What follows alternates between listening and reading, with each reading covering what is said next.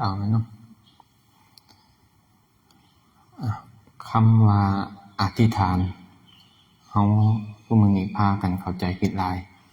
สิแบ่งให้ฟังสิแยกให้ฟังแบ่งเป็นทางวงนักปฏิบัติกับทางโลกเขาเจ้าใส่กันเอาเว้าทางวงนักปฏิบัติก่อนคำว่าอธิษฐานณบารมีเป็นหนึ่งในบารมี10ทัศสำหรับเฮาผู้ที่หวังมรรคผลนิพพานจำตรงนี้คำว่าอธิษฐานนี่หมายความว่ามีตั้งจิตตั้งใจมุ่งมั่นสู่จุดหมายโดยกำลังแรงกายเจ้าของนี่ต้องพึ่งพาเจ้าของเองคือว่าตั้งหวังไว้ว่าอยากเป็นจังซั่นอยากได้จังซั่นตั้งหวังไว้และการเดินไปโดยอาศัยกำลังแรงกายเจ้าของนี่โดยอาศัยกำลังจิตแรงกายจิตใจเจ้าของนี่ในการเดินบ่ได้พึ่งพาสิ่งอื่นคือใจมีจิตมีความตั้งจิตตั้งใจมุ่งมั่นสู่จุดหมายโดยกำลังแรงกายเจ้าของเองนี่คือคำว่าอธิษฐานบารมีที่ถือแต่ว่าทางโลกเขาจะเอาไปใส่กันผิดๆเขาจะเอาไปใส่กันว่าอยากได้อีหยังก็ให้อธิษฐานเอานี่ผู้เฮาบ่เคยได้ยินได้ฟังธรรมก็พากันเข้าใจผิดหลายก็เอาไปอธิษฐานเอาขอให้ร่ำให้รวยบ้างขอให้มียศถาบรรดาศักดิ์บ้างขอให้ได้ยศได้ตำแหน่งบ้างขอให้สุขภาพดีแข็งแรงบ้างนี่ผิดหลักเบิดนี่ผิดหลักผู้ใดอยากมีความรู้ความสามารถก็ต้องตั้งใจเรียนเอาเขาสิถูกตัวบ่ถ้าขอได้จริงอธิษฐานขอได้จริงสิไปเรียนให้หยังก็คือขอเอาโลดจริงบ่ล่ะนี่อยากรวยก็ต้องมันเฮ็ดงานขยัน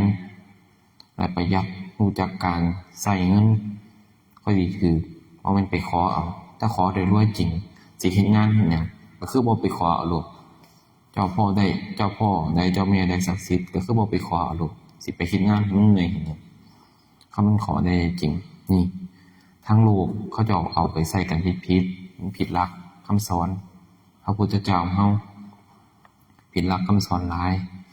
แต่ถ้าผู้ใดอยากประสบความสำเร็จในการใช้ชีวิตก็มีทางเดินอยู่ก็คืออิทธิบาท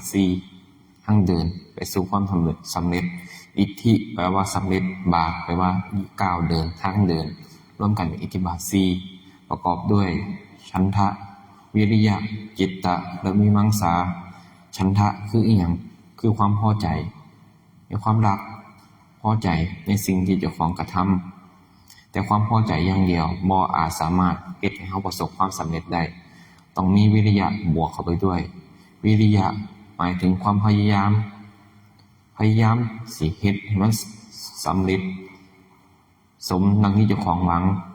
แล้วก็ต้องมีขันติวิริยะกับขันติคู่กันความอดทนขันติวิริยะคือความพยายามเป็นสิ่งที่คู่กันเพื่อสิเฮ็ดให้สิ่งที่เฮาหวังไว้ประสบความสำเร็จมันต้องมีพอมีขันติแล้วจิตตะมีความเอาใจใส่ละเมียดละไมในสิ่งที่เจ้าของเฮ็ดเปรียบเสมือนในช่างผู้แกะสลักไม้ก็ย่อมหวังให้ผลงานที่เจ้าของแกะสลักนั้นออกมาดีนี่ก็เช่นกันการกระทำของเฮาก็เช่นกันตั้งหวังไว้แล้วรักในสิ่งที่เจ้าของทำแล้วมีความเพียรพยายามแล้วต้องมีจิตตะมีความเอาใจใส่เฮ็ดให้สม่ำเสมอในงานที่เจ้าของเฮ็ดแล้วมีมังสาพิจารณาไขควรในสิ่งที่ได้ควรบ่ควรถูกผิดในการงานที่เจ้าของเฮ็ดนั้นโดยมีสติพอมีสติแล้วก็ปัญญา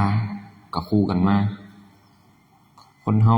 พยายามผิดพลาดไปแล้วพอเห็นคุณค่าของคำว่าสติเช่นผิดพลาดสิ่งใดสิ่งหนึ่งไปแล้วเหตุการณ์งานสิ่งใดสิ่งหนึ่งล้มเหลวไปแล้วแล้วมีสติก็โอ้ระลึกได้ทีหลังว่าโอ้เฮาบ่น่าเฮ็ดจังซั่นจังซี่เลยแล้วเกิดปัญญาเพราะว่าฮู้ทางออกแล้วอ๋อถ้าเฮาย้อนกลับไปได้เฮาสิบ่เฮ็ดจังซั่นจังซี่นี่ล่ะสติมันสิระลึกได้เมื่อผิดพลาดไปแล้วนี่ แต่ว่าเฮาใครควรการกระทำเฮาเพื่อปรับปรุงแก้ไขเจ้าของนี่ก็เช่นกันวิมังสาสติกับปัญญามันคู่กันนี่ในการปฏิบัติธรรมฝึกหัดปฏิบัติของเฮาก็เช่นกันเปรียบเทียบเอาอิทธิบาท4นี่ใช้ได้ทั้งคฤหัสถ์ฆราวาสใช้ได้ในการนำไปใช้ชีวิตหรือว่านั่งทางปฏิบัติเฮาก็เช่นกันก็ใช้ได้เช่นกันทางนักปฏิบัติเฮาก็หวังเพื่อสิเฮาสิพ้นทุกข์การได้ยินได้ฟังคือสุตตะคือการได้ยินได้ฟังธรรมนี่เฮาก็ได้ยินมาหลายแล้วฮู้ทุกข์ก็ฮู้อยู่ฮู้ว่าเป็นทุกข์ก็อย่าออกจากทุกข์นี่แต่เฮาสิประคองเฮาจังได๋เฮาสิก้าวเดินไปจังได๋ต่างหากคือการปฏิบัติเฮาผู้อยู่ในฐานบ่เป็นผู้ฝึกหัดปฏิบัติใหม่ก็ย่อมมีความคิดฟุ้งซ่านมีความคิดไปทางความเคยชินเก่าๆหลายเช่นคนไหนเคยชินกับเรื่องจังไดเรื่องสิ่งใดๆมามื้อใหม่พอเห็นสถานการณ์นั้นๆหรือว่าเหตุการณ์นั้นๆก็ย่อมคิดปรุงแต่งไปทางที่เจ้าของเคยชินเช่นงัวมันชินในการออกไปกินหญ้าเช้ามามื้อใหม่มันก็ย่างออกไปกินหญ้าของเก่ามันนั่นน่ะเปรียบเสมือนอุปนิสัยคนก็เช่นกันชินในทางใดสิมาคิดไปทางนั้นเฮาถึงมีการฝึกหัดปฏิบัติพูดคนใดเป็นคนมักโกรธก็สิมองเห็นแต่ความโกรธของผู้อื่นนี่เพราะว่าหวังในความพอใจอยากให้ผู้อื่นได้ดังใจเพราะว่าได้ดังใจถึงโกรธนี่ก็เช่นกันเฮาสิเฮ็ดจังไดล่ะฮู้ทุกข์อยู่แต่ว่าหาเหตุที่ทุกข์ก็ฮู้อยู่แต่ว่ายังดับบ่ได้ยังนิโรธบ่ได้ยังบ่เข้าใจคำว่านิโรธกับมรรคยังบ่ได้อาศัยสิ่งไหนได้ยินแล้วฟังแล้วจิตใจบ่เร่าร้อนคือเป็นบาปนี่คือความเร่าร้อนของจิตใจเป็นฟังแล้วจิตใจเกิดกุศลเป็นบุญคือความสงบเย็นบ่คิดฟุ้งซ่านให้เฮ็ดให้กระทำดูๆเช่นการฟังธรรมเอาเนื้อธรรมออกมาแสดงโลดคนเฮาบางคนฝึกหัดปฏิบัติใหม่ยังเข้าบ่ฮอดสภาวะธรรมต่างๆก็สิบ่เข้าใจ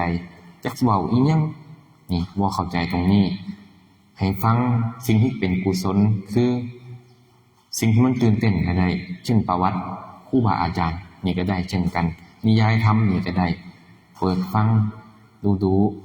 เพื่อบ่ให้จิตใจมันไปออกคิดในเรื่องเก่าๆความเคยชินเก่าๆให้มันมาจดจ่ออยู่ในคำเว้าเนื้อหานั้นๆนี่ก็เป็นอุบายหนึ่งที่ยังกุศลให้เกิดขึ้นในจิตนิยายธรรมก็ได้พวกแม่ครัวทั้งหลายอย่างเงี้ยล่ะสำคัญอยู่มันยังเฮ็ดเวียกงานนำกันแล้วถ้าคนบ่ฝึกบ่หัดเจ้าของก็ย่อมออกไปเพ่งโทษผู้อื่นเฮ็ดจังซั่นจังซี่นะจังซี่จังซั่นนะนี่ออกไปเพ่งโทษผู้อื่นเฮ็ดจังได๋สิให้บ่ความคิดมันบ่ไปจังซั่นเปิดเอาโทรศัพท์เชื่อมบลูทูธลำโพงบลูทูธนั่นเปิดฟังนำกันก็ได้หรือว่าสิฟังผู้เดียวก็ได้เปิดฟังเพื่อให้จิตใจเฮานี่ความคิดเฮานี่มันจดจ่ออยู่ในเสียงที่เพิ่นที่วิดีโอเล่นให้ฟังให้จดจ่อและพิจารณาตามมันก็บ่ออกไปวุ่นวายกับผู้อื่นหลายนี่ให้แนะนำฟังแล้วมันสิบ่เบื่อนั่นน่ะนิยายธรรม1ประวัติครูบาอาจารย์นี่1พยายามฟังมันสิมีเนื้อหาทำแทรกซ้อนเข้าไปนำสิให้เฮาคิดบ่ให้เฮาเบื่อถ้าเอาแต่เนื้อธรรมออกแสดงตรงๆเฮาบ่เข้าใจว่าภูมิจิตเฮายังบ่พอความสงบเฮายังบ่พอเฮาถึงบ่เข้าใจปฏิบัติยังบ่เข้าขั้นก็เลยบ่เข้าใจกันหั่นล่ะก็บอกแล้วพากันไปเฮ็ดเอาฝึกหัดเอาเปรียบเทียบเอาในประสบการณ์เจ้าของนั่นล่ะเอานะ